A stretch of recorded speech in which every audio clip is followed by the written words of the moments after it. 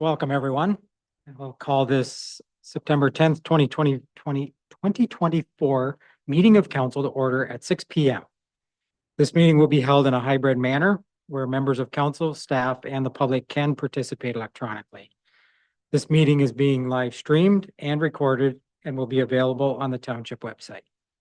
Notice is hereby provided that under the authority of the Municipal Act 2001, and in accordance with the Municipal Freedom of Information and Protection of Privacy Act, that all information attained is considered part of the public record. All rules apply to the meeting as if everyone was attending in person, and if there is a problem with the technology impacting the proceedings of a meeting, the meeting may be recessed. So at this time, we would ask everyone that can to rise for the national anthem.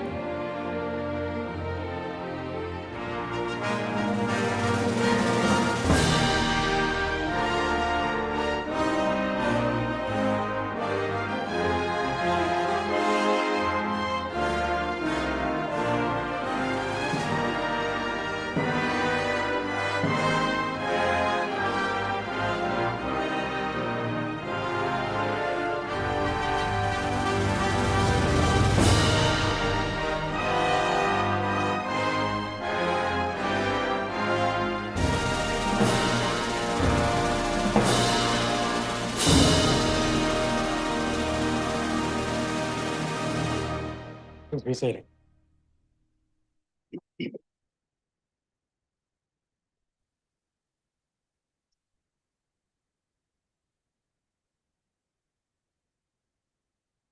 We acknowledge that we are being hosted on the ancestral lands of the Haudenosaunee, Mississauga, and the Omamamudini people. We acknowledge and welcome the presence of all Indigenous people, including the Métis, Inuit, and other First Nations from across this vast land who make this place home. The lands we are on today are recognized in the Two-Row Wampum, Dish with One Spoon Treaty, Treaty 27, and the Crawford Purchase.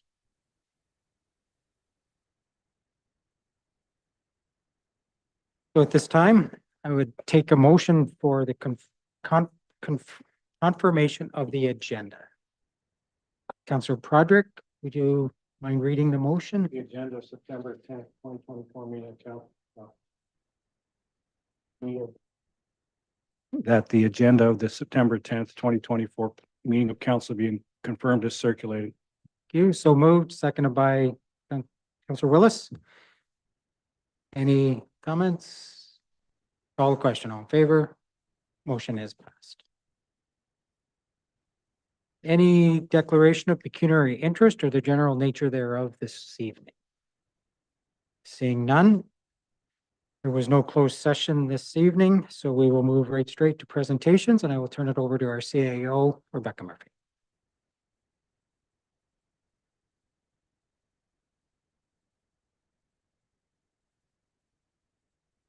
Thank you, Your Worship, members of council.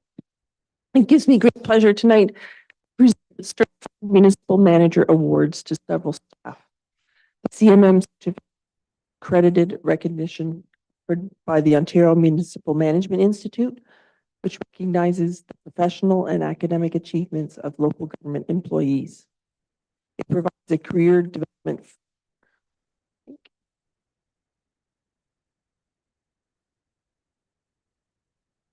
See if this one works better. It provides a clear career development framework for advancement and success in the public sector. Over 4,000 local government administrators, from frontline staff to senior managers, possess the credential, with over 800 members having a profession-specific enhancement awarded by their respective association, representing over 30 professions in local government throughout Ontario. Please join me tonight in congratulating Amber Meyer and Lindsay T on achieving their CMM 2 and 3 certification. I will call them up.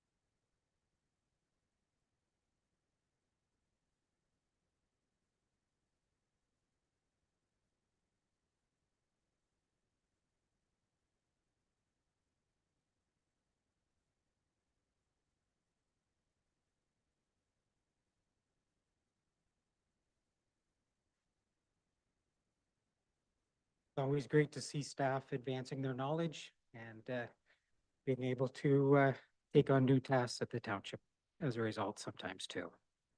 At this time, we'll move to the statutory public meeting portion of the meeting. The first one up is 4945 Taylor Kidd Boulevard, the zoning bylaw amendment application D14017-2023. We have our staff coming forward. Is there some information you would wish to Yes. provide this evening? Definitely. Thank you. Through the mayor.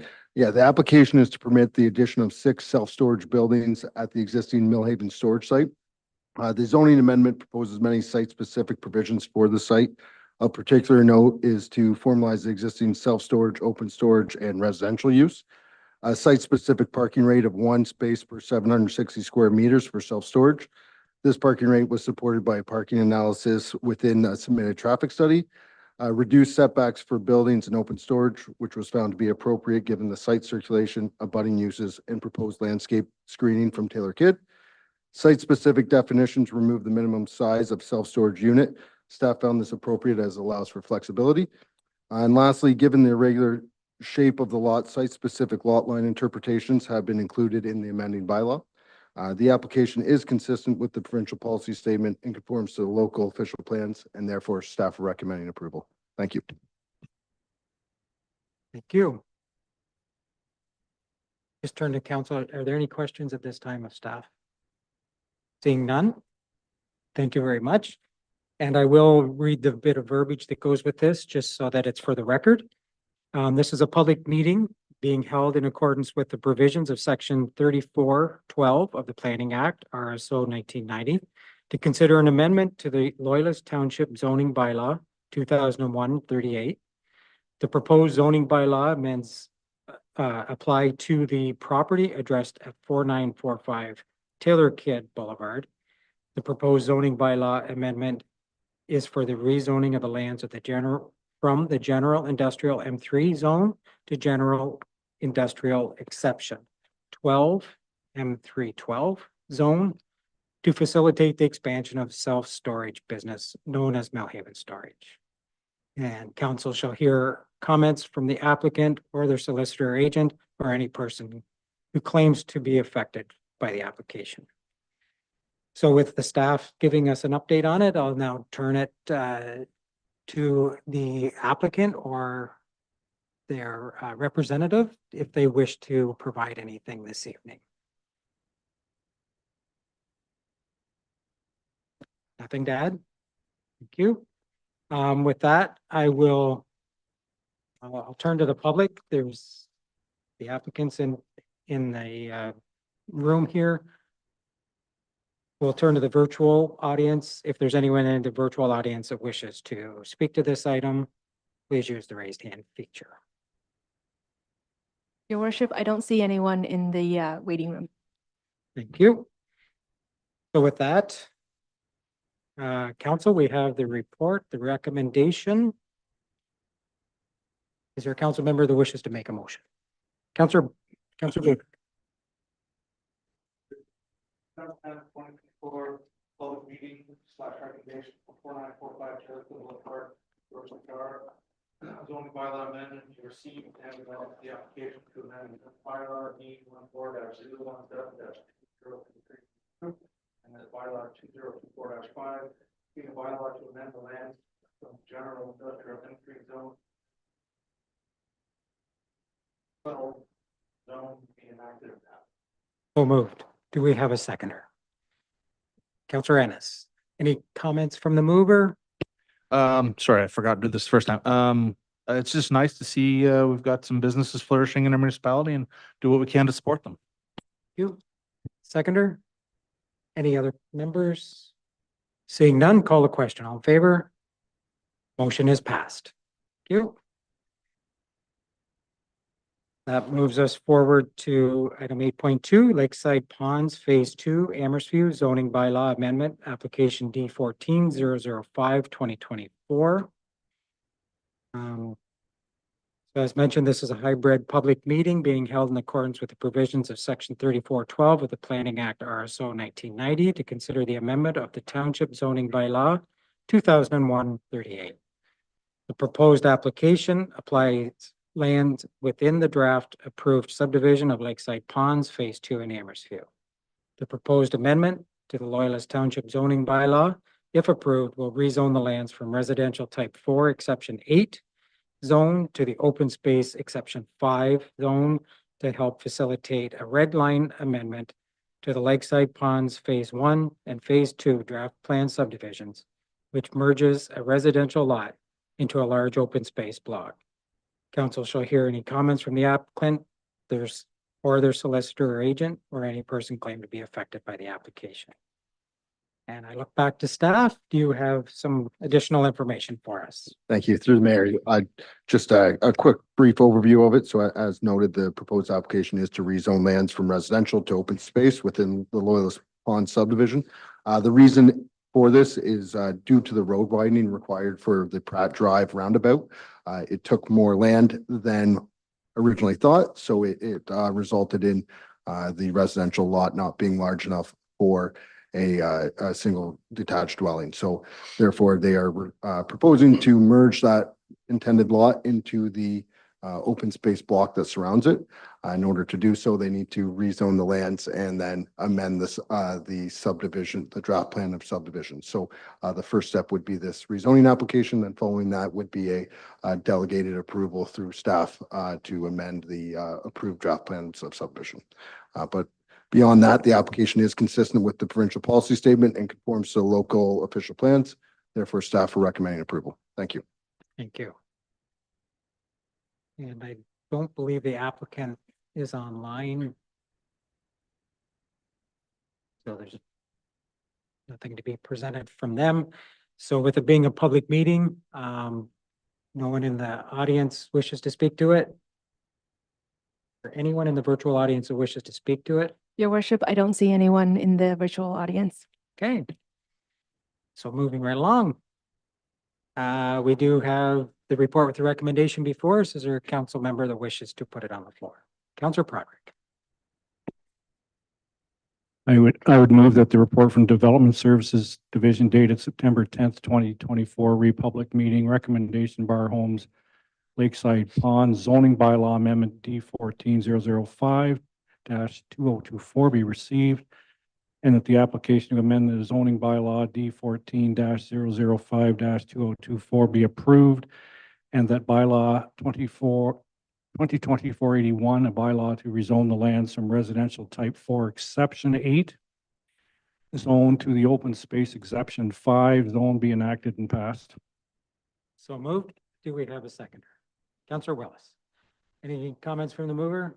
Seconder, other members? Seeing none, call a question. All in favor? Motion has passed. Thank you.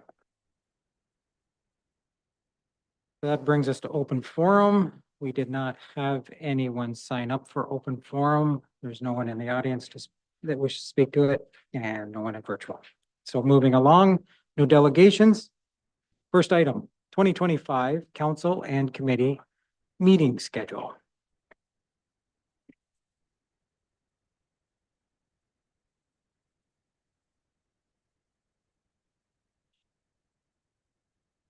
Welcome. Is there any additional information that you wish to share at this time? Through your worship, there's no additional information at this time. Thank you. Council, we do have a report with a recommendation. Would someone like to put a motion on the floor? Discussion. Councillor Willis.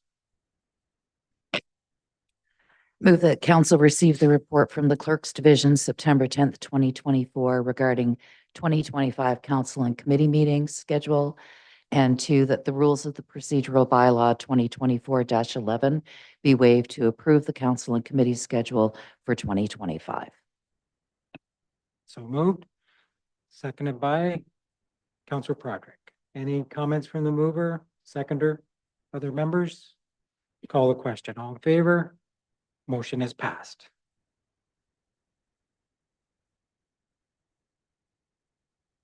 And Aurora by the Lake Subdivision, Phase 1, Lot 47, 48, 51, and 52, part lot control request. Welcome back. Thank you. Through the mayor, we have nothing further to add. Thank you. Nothing to add. Thank you. So there is a report and recommendation. Council, do we have someone who wishes to put it on the floor? Deputy Mayor. I move that the report from the Economic Growth and Community Development Services Department, September 10th, 2024, Aurora by the Lake Subdivision Phase 1, lots 47, 48, 51, and 52, part lot control request be received, and that bylaw 2024-82, a bylaw to lift part lot control requirements for lots 47, 48, 51, and 52, registered plan 29M-68 for the Aurora by the Lake Subdivision Phase 1, plan of subdivision be enacted and passed. So moved. Do we have a seconder? Councillor Ennis. Any comments from the mover? Seconder? Other members? Seeing none, call the question. All in favor? Motion is passed. We now have a motion in support of proclaiming September 23rd to the 29th, 2024 as Rail Safety Week. There isn't a draft recommendation with it. Council, do we wish to endorse this, or how would you like to handle it? Someone make a motion? Councillor Broderick. Could read the whole recommendation, but I would support this.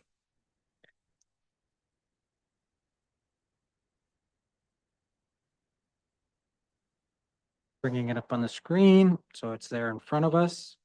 So you just made a motion to approve. A motion to approve it as presented by staff. So moved, seconded by Councillor Woodrick. Any comments from the mover? Seconder? Any other? Seeing none, call the question. All in favor? Motion is passed. The next one is a motion for the Canada Community Building Fund.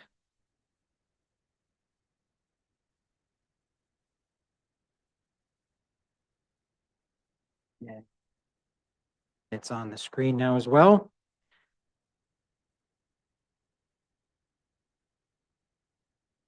Do we have a motion? Counselor Boudrick. Move to support it as written. So moved, seconded by Deputy Mayor Town. Any comments from a mover? I did not read it, but if you do, it is very self-explanatory. Nothing from the seconder? Any other members? Call the question. All in favor? Motion is passed.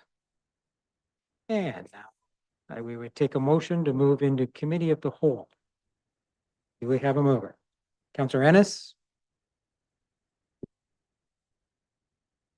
Move that we council now resolve into committee of the whole. So moved, seconded by Counselor Parks. All in favor? Motion is passed. We will just take a minute to change spots.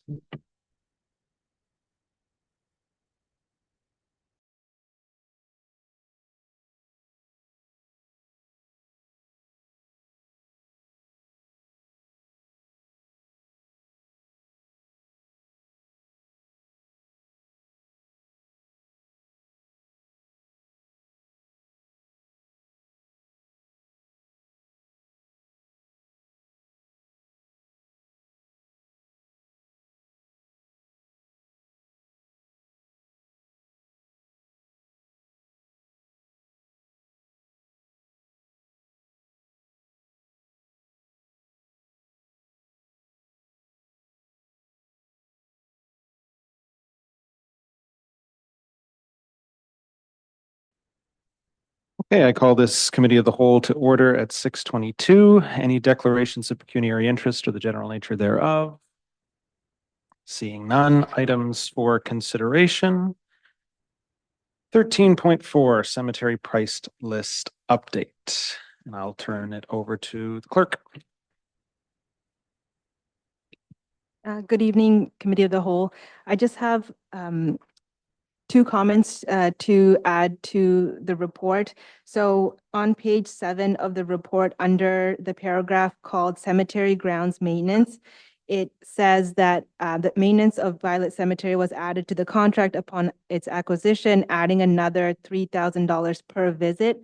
It's not per visit, it's total $3,000 in 2023, just for Violet Cemetery alone. And then on page 9, there's a chart for the care and maintenance fund.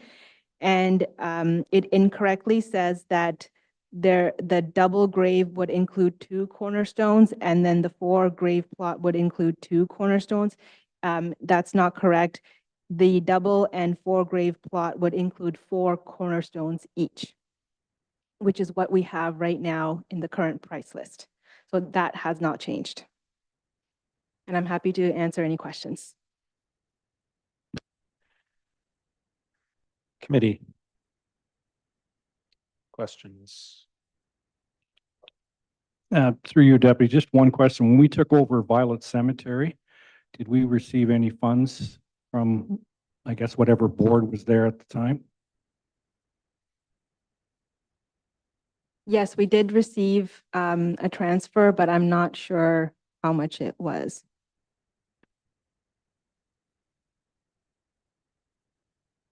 Other members?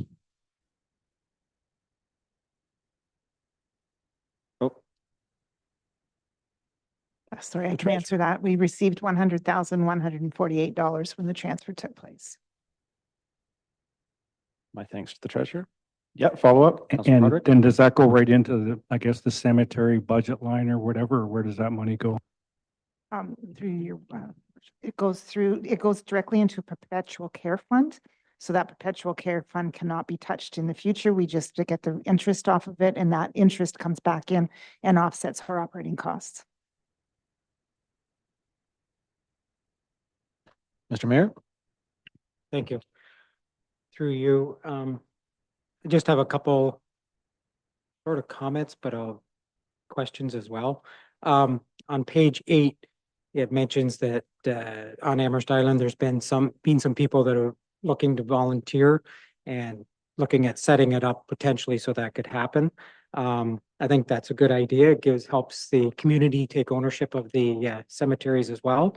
And but with that, I'm just wondering, is that something that if it comes to fruition, that it could be expanded throughout the township if there's interest?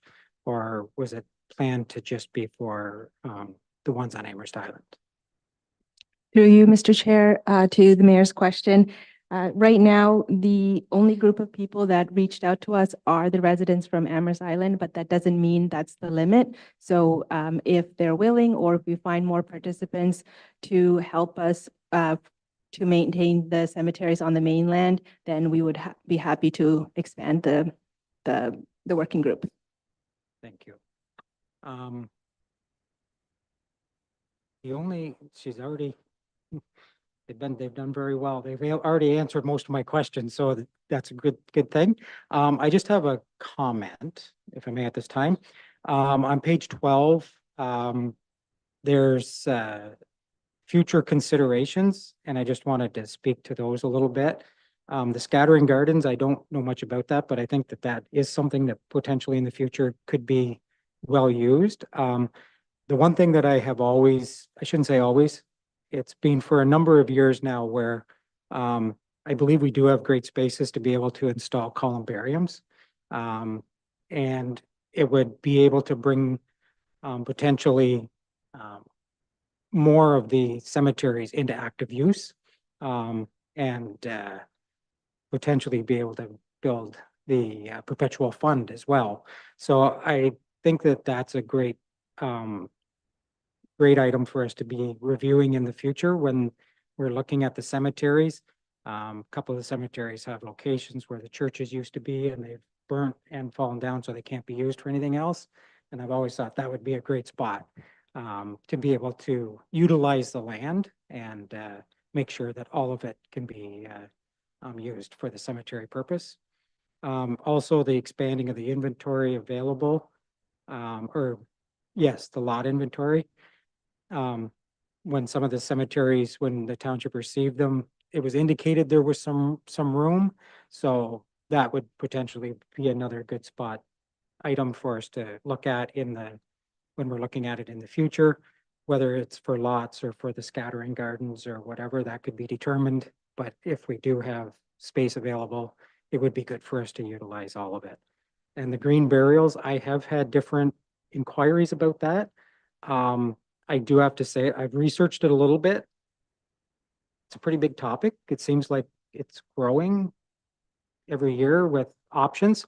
So I can't say I'm up on it, but it does seem to be something that in the future, there would be an interest potentially for it. So those 3 items for sure. I think I like the idea of this chart where it shows the future considerations, and I would look forward to seeing some of that come forward, and potentially even include a couple of them within a motion. Thank you.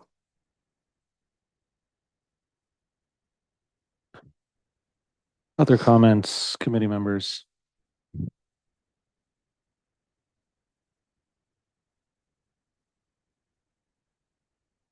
Okay.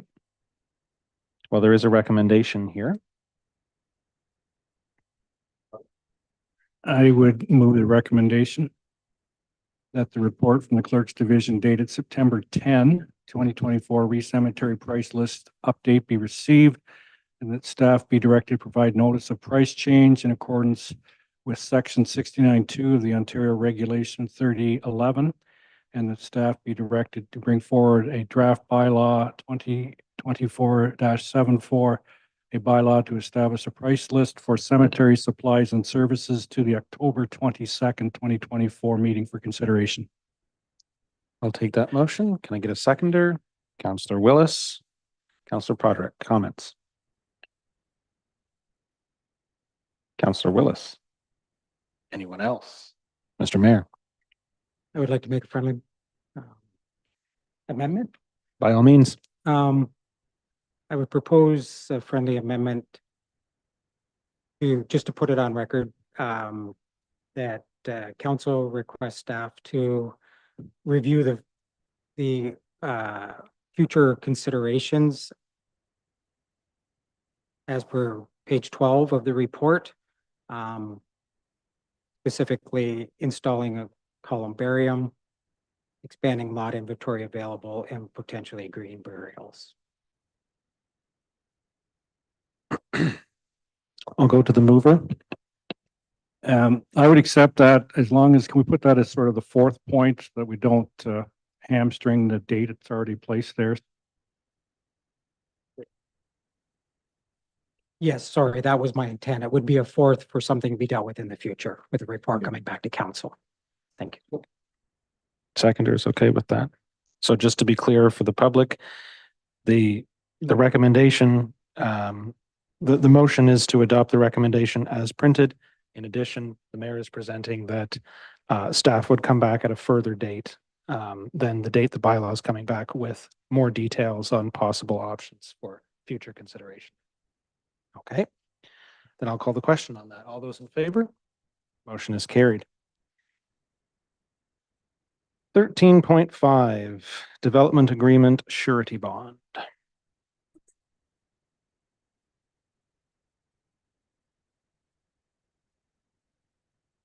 And I will turn it over to our director. Thank you, Mr. Chair. I have a few slides that will come up in a few seconds to help us walk through that report. Okay.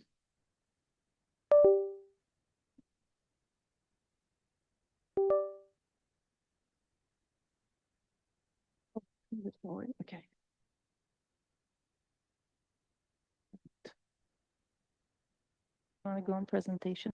Okay. Thank you. Okay, so let's dive into it.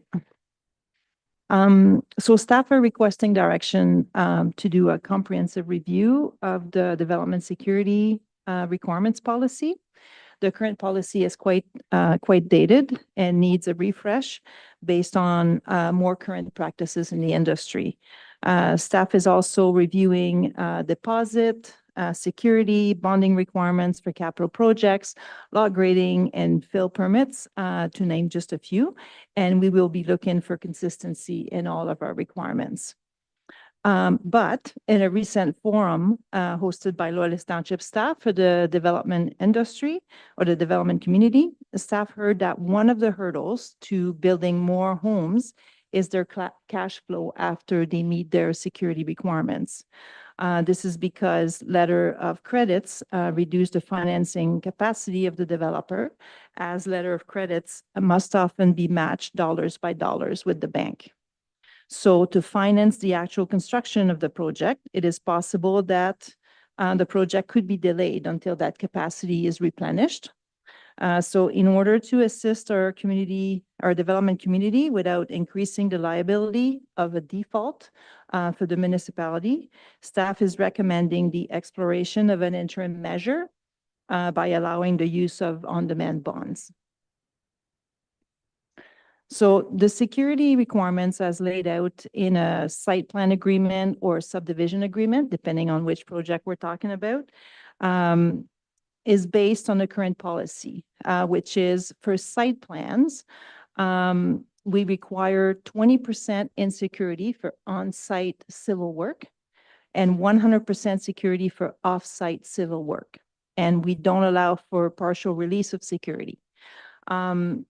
Typically for site plans, the value of civil on-site work is typically a lot less for site plan development, and the amount of security is also less. So if we were to release security based on work left to be completed, most often they're not, the value remaining is not significant enough to incite the developer to complete the work. For subdivision, we require 100% security for on-site civil work and 100% security for off-site civil work as well. So partial security release is allowed down to the 5% warranty holdback. Security is to be provided currently by a letter of credit or an alternative form providing the same level of security, such as cash or certified check. So some interesting features of on-demand surety bonds. An on-demand surety bonds agreement includes similar protective clauses found in a letter of credit. And these protective clauses are the bond is tied to the development agreement, and it can be customized to meet the specific requirements of that agreement. The bond automatically renews and stays in effect unless agreed upon by both parties. And the issuer is bound to honor payments. The municipality is not required to prove default, which is an interesting feature. And funds are released on demand. Although this is a key feature, there doesn't seem to be a demonstrated case across the province at the moment. And perhaps it's a reflection of the probability of a bond being drawn upon to be extremely low. But staff still needs some more time to research this feature a bit more to gain confidence that the release of funds is as simple as the development industry is claiming it to be. Another feature is that partial reductions are permitted, and also pre-qualification, which is an important one. Not all developers will qualify for bonds. The surety company will review their credit quality, history, and also the project-specific details. And it's providing the municipality with additional assurance of a developer's ability to successfully complete their project. The proposed policy that we're asking council to consider, the use of demand bond surety for the subdivision and site plan work. It is to be used in combination with letter of credit for on-site civil work. So if you remember at an earlier slide, we require for site plan 20% securities for on-site work. So for site plans, we would allow 90% securities to be covered with a bond, and the rest is covered by a letter of credit. There's no change for the off-site civil work security requirement, so we would still require 100% letter of credit for that. The minimum requirements to use a non-demand surety bonds, you need a bond agreement that is satisfactory to the treasurer and our legal counsel. There's a minimum rating criteria for the surety company. So again, not every bonding company will be able to provide this product to the developers. And the bond must be in the amount that is listed in the site plan agreement or the subdivision agreement. I'm already asking for revision. So in the recommendation of the report, recommendation number 3 actually is missing a couple of words that would provide clarity here. But so what we're asking for is in recommendation number 3 is that council directs staff to accept a combination of a development agreement surety bond up to 90% of the security required for the cost of on-site work. And a letter of credit as a form of security for the development in the interim using a form of agreement, so on and so forth, that is acceptable to staff.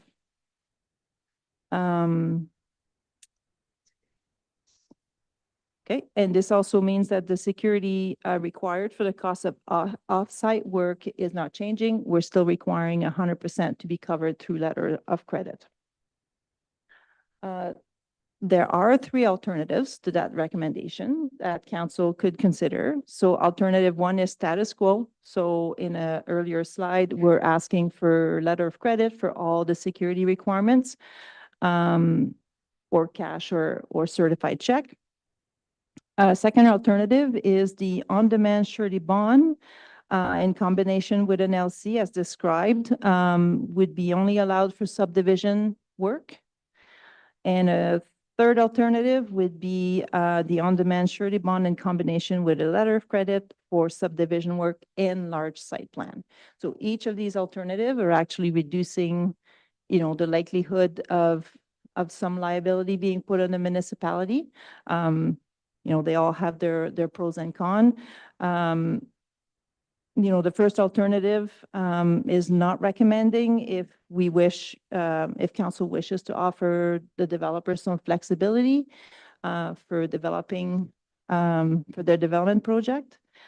The second alternative, which would only allow subdivision to use this additional form of security, is also not recommended as I'm thinking about the larger site plans. Often, the level of securities might be just a tipping point for that project to move forward or not. And when I'm talking about like larger industrial site plans that we've received of late. One of the alternative that staff would support if council wishes to take a more cautious approach until this policy is fully reviewed is that perhaps we allow for subdivision and site plan, but only for larger site plans. So we're talking, larger than $1 million in civil site work. Okay, that's it. So I'd be happy to answer any questions, and please keep in mind a small change to the third recommendation to add a couple of words in there. Councillor Willis. Through the chair. I just want to make sure I'm clear on what we're being asked to decide tonight. Yes. So recommendation number 2 is that you do a comprehensive review of the entire policy. But in number 3, are you asking that we decide that that is something that goes in place immediately, or does it wait until that comprehensive review is done? So through you, Mr. Chair. So recommendation number 3 is an interim measure until the policy, like right now it's called the development policy, but we're also looking at capital projects. And so we need a lot more time to review different options, or if we want to make any changes. But we do realize that I know the development community has been asking for this for quite some time. And we thought that maybe we could make a change and allow this additional form of security in the interim. And of course, as we were also going to be trying this, and we can make some adjustment in the policy or just revoke it completely if it doesn't meet the goals that we're aiming for.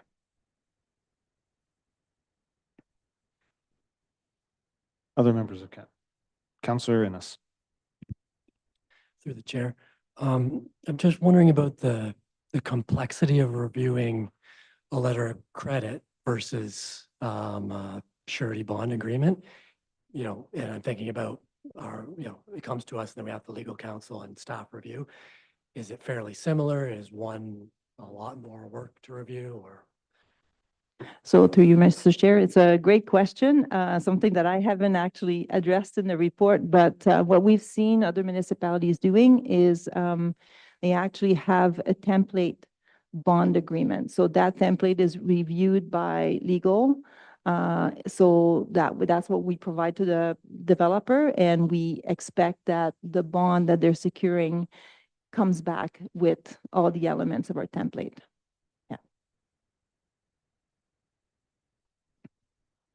Other members. Thank you, through the chair. Just so I'm clear, my thinking on this, surety bonds, it's a fairly new process then, is it? Or is it just something that's being considered for loyalist? Hey, so through you, Mr. Chair, great question. So bonds have been around for a long time. My understanding in reviewing a lot of the documentation, the surety companies weren't too keen on doing demand bonds because they take on a lot of the liability. The demand bond basically does not require the requester ourselves to demonstrate default. Right.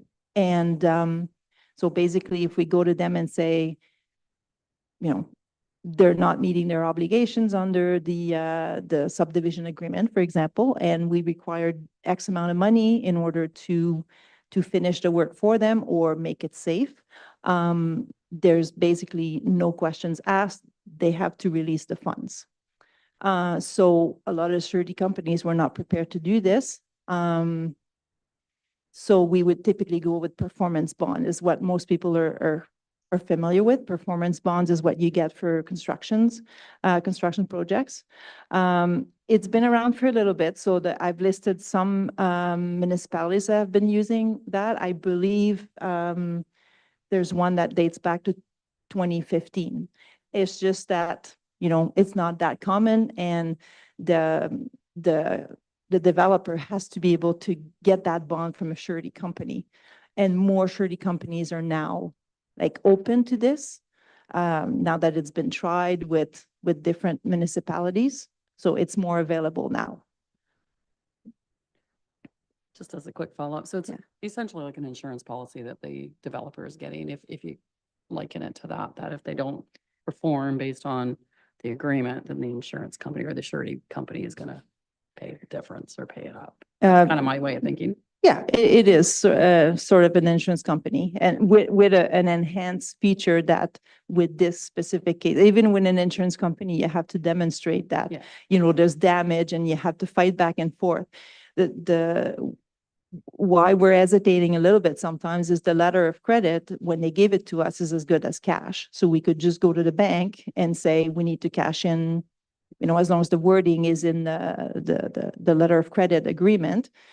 We could just go to the bank and say, we need $200,000 to complete this, and there's no questions asked. So we're trying to get the bond to act the same way, the surety companies to act the same way. So our legal counsel mentioned that with those specific clauses to add to those surety bonds, they would certainly act just like a letter of credit. Thank you.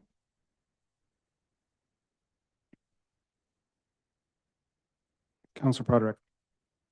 Maybe on a little simpler terms for me.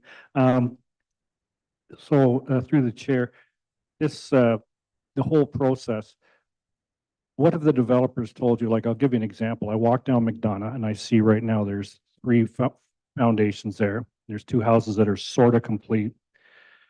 Is that going to allow them to build more at a time, as opposed to, like, it always seems in my discussions with anybody, well, we can build this number because this is how much we have, whether it's a line of credit or whatever. And then as soon as we sold that next one, that first one, then we can go to the, let's say, the 6th one. Does this allow the developers to maybe open up more potential housing at a time, as opposed to maybe, you know, 4 or 5? I always say to one of my cousins who's in building, I say, you know, you don't have any money, you just have houses, and if you don't sell them, you can't do anything. Is that basically the way it works? Does this allow the developers maybe to get ahead of the, you know, I don't know what the term is, but the fact that we don't have enough housing? So that's correct. So with a letter of credit, essentially, if the security requirements that they have is $1 million, they have to pay the bank $1 million, and they don't have that cash flow anymore. They also have to raise the $1 million to build more homes. So you don't have to do that with bonds. It's more like an insurance where you're not paying the $1 million. So now they have that amount to actually put towards their construction project. Yes.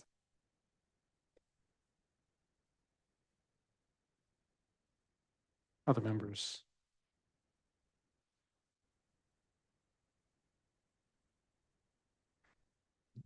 What do you want to do with it, committee?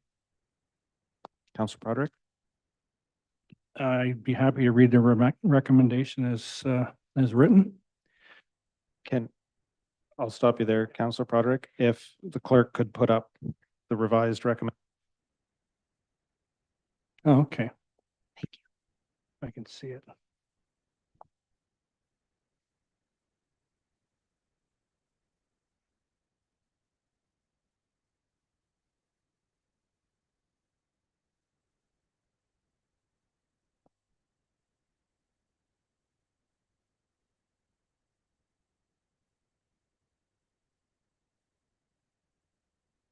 I have a question in the meantime before we go to that. Do you have any idea what risk the developers are taking on with these surety bond companies? What does it look like from their angle? That's a really good question. There is risk on their part because I've always been told having the bond capacity is sacred. For a lot of those developers and construction companies, if they can't get bonding, they can't get work. They can't do work. So they are going to make sure that they're meeting the obligations of their subdivision agreement or site plan agreement, so the bonds are not being drawn upon. Yeah, because it all works with rating as well. So, the bonding company is going to look at the quality of their work, like the whole history, which I might say with a bond, you have a little bit more of a review of the capacity of a company to complete the work, as opposed to the LC. The LC, all they have to do is put forward the cash. So. Okay, Councillor Broderick, go for it. Can't see it now. Oh. Disappeared. It was so nice. It was big and I could read it.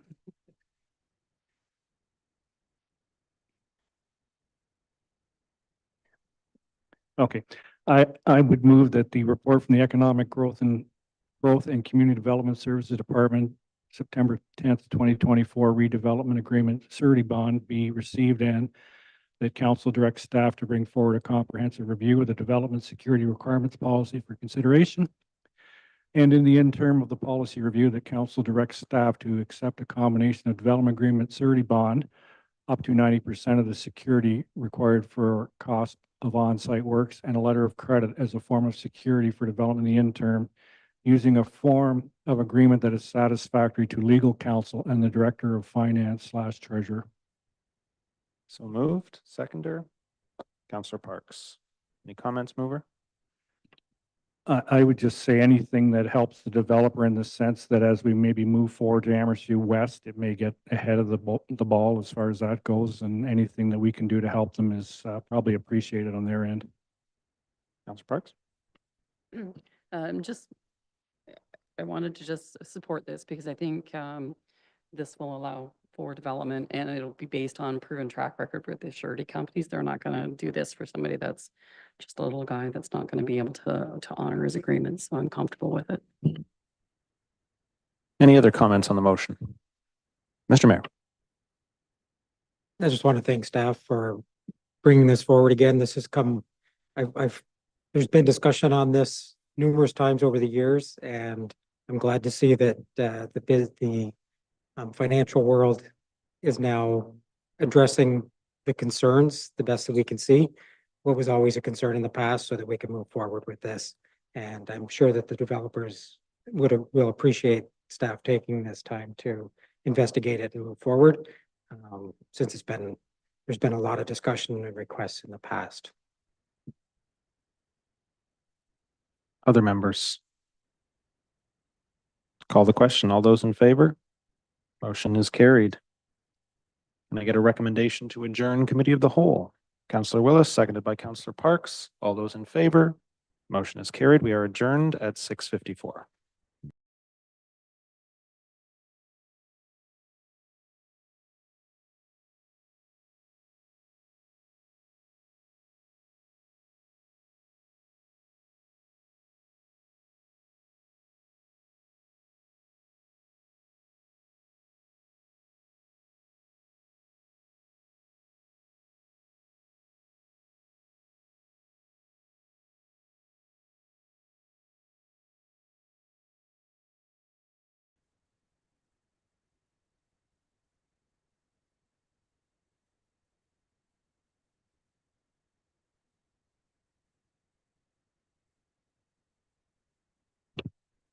Okay, we'll reconvene the council meeting.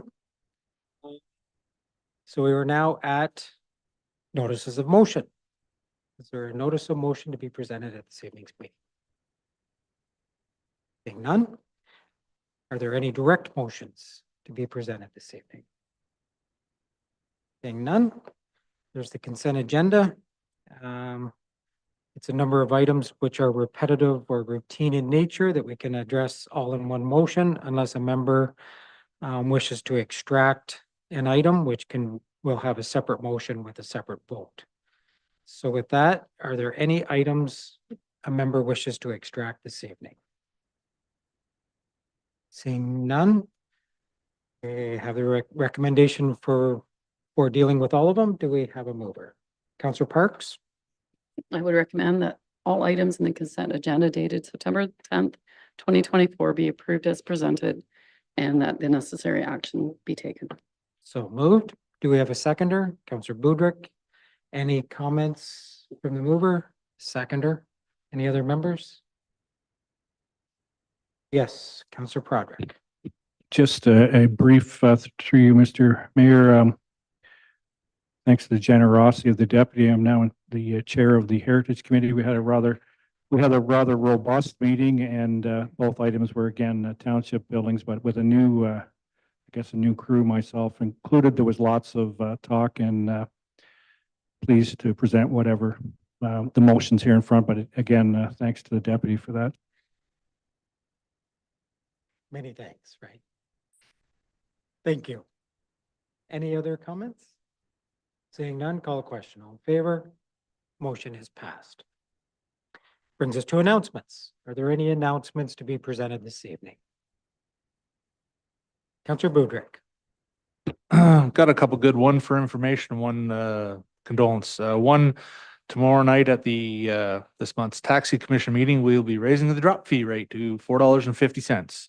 So it's our big news on the taxi commission front. The other is the sad passing yesterday of Brenda Bobian, longtime resident of the municipality, and two of her sons, both friends of mine, and she was a great woman, and it was unfortunate, but sudden passing. Thank you. Any other announcements this evening? I'm just going to mention a couple. I believe this is the first meeting we've had since the Odessa Fair happened. And very thankful for the Agricultural Society and the Fair Board Committee for being able to have the fair for the community. It was the weather, of course, it's 2024, so it has to rain almost every day. So it did hit them with some wet weather, but the fair still went on, and there were some really enjoyable, it was an enjoyable event, and a good number of council were able to attend the fair and take part in the parade along with others. And it's great to be able to still do all those community events with the Agricultural Society. The other is that today, the township held their truck rodeo for the public works. It was well attended with drivers. We had a good number. A lot of very skilled drivers too. There were quite a few that went through the majority of the course with no faults, and it was really enjoyable. A number of council and staff were there as well, and it was an excellent day. And I would like to just present that first place went to Tanner Clement, and second place went to Kirk Hart with very high scores. And they will be representing Loyalist Township at the District 8 regional competition. And if they place well enough there, they will be going to the All Ontario. So congratulations to Kirk and Tanner on the success. And it's great to see the skill that's involved. With that, last chance, anything? Seeing none, we will go to the confirmatory bylaw. Do we have a mover? Deputy Mayor. I move that bylaw 2024-84 to confirm the proceedings of the Council of Loyalist Township be enacted and passed, and that the mayor and clerk be authorized to sign and seal. So moved, seconded by Councilor Ennis. Any comments? Of course not. Call the question. All in favor? Motion is passed. And we would take a motion to adjourn. Do we have a mover? Councilor Willis. Seconded by Councilor Budrick. All in favor? Motion is passed. We are adjourned.